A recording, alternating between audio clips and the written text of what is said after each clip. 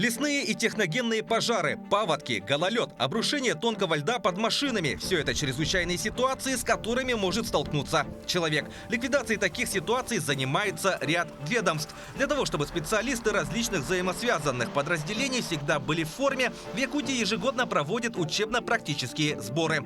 Так, на протяжении всей прошлой недели в рамках проведения учебно-методического сбора прошли семинары, слушания и практические учения. Участники сборов были поделены на несколько учебных групп по направлениям деятельности. На контрольно-проверочных пожарно-тактических учениях создали чрезвычайные ситуации, после которых провели подробный разбор. У нас идет снижение пожаров, при этом наблюдается рост гибели и травмирования людей на пожарах. На сборах у нас участвуют все руководители территориальных подразделений противопожарной службы Республики Саха-Якутия. Учебные сборы будут проходить в течение 3 дней. Сегодня, 18 числа, это теоретические занятия. Второй день – это практические занятия на объекте оздоровительной спортивном комплексе «Сулус». Учение будет приближенное к реальному. Это условное тушение пожара.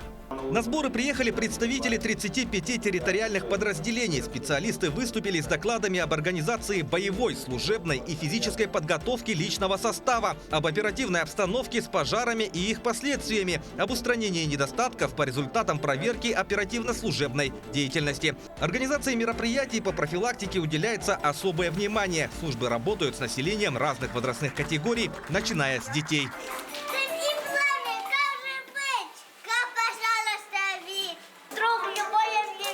Позвони по номеру листочки. Традиционно особое внимание уделяется решениям проблемных вопросов по техническому оснащению и условиям труда. К примеру, в селе Иенгра Нерынгринского района пожарная часть номер 5 остро нуждается в новом здании, оснащении и благоустройстве. Здание бесхозное, отсутствует водопровод, канализация, отопление, отапливается дровами. У нас, скажем так, для личного состава практически не созданы условия для несения службы. Но данный вопрос на уровне правительства решен. Развитие Нерынгринского района одним из пунктов является как раз строительство нового пожарного депо в селе Иенгра до 2026 года.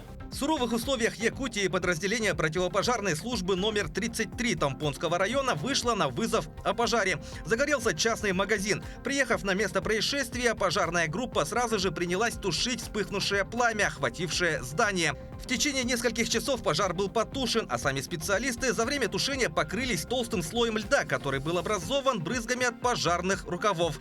За свои заслуги в рамках сборов и подведения итогов года отряд противопожарной службы номер 33 Тампонского района был признан лучшим отрядом. В условиях минус 56 градусов тушили этот магазин. Потом у нас работники сделали фото, как правильно сказать. И разошлось это по всему миру, прославились. Очень часто приходится выезжать на ДТП и другие ЧС. Особенно сложный у нас автозимник в сторону Верхоянского района от села Тополиново. Там и наледи, и заносы дорог. Скажем, если Джибарь-Кихая у нас находится 55 километров, то Тополино 290 километров от райцентра.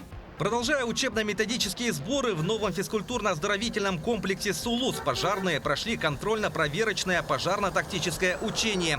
Такие мероприятия проходят ежегодно. По легенде, произошло возгорание ледозаливочной машины. К месту условного пожара были стянуты силы городского подразделения пожарного гарнизона, пожарно-спасательных частей номер 1, 3 и 6, специализированной пожарной части, а также полиция и скорая помощь.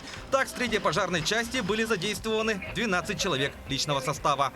Данный объект находится в нашем районе выезда. У нас сегодня проводились учения для отработки, так сказать, практических навыков, теоретических знаний. В общем, результат учений обсуждает сзади меня, вышестоящее руководство, после чего будет вынесена оценка данному мероприятию.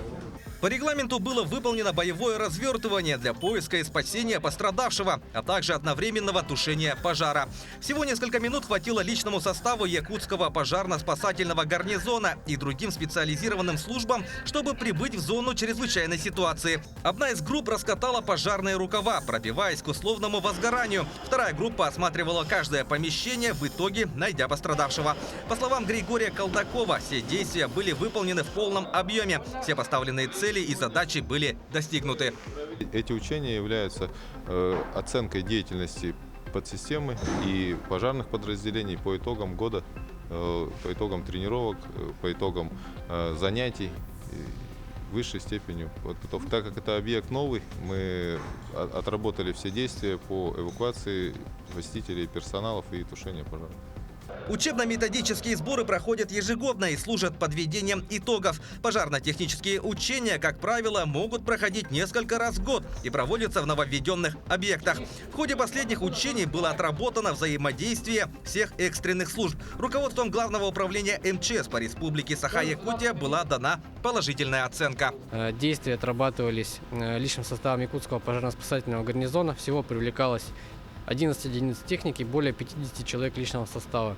Отработаны вводные по поиску пострадавшего, который находился у нас на объекте. Все действия отработаны в полном объеме, замечаний нет. Также в рамках сборов были подведены итоги деятельности органов управления единой государственной системы предупреждения и ликвидации чрезвычайных ситуаций. Состоялось пленарное заседание по подведению итогов деятельности Якутской территориальной подсистемы РСЧС за 2023 год и постановки задач на следующий год. Мероприятие прошло в рамках учебно-методического сбора руководителей органов управления и ответственных лиц в области безопасности жизнедеятельности населения республики. Конечно, уходящий год был наполнен разными событиями. Это и связанные с техногенными пожарами, с сезонными мероприятиями, как и безопасное прохождение паводковых вод на реках республики, а также и лесопожарный период на территории этой республики.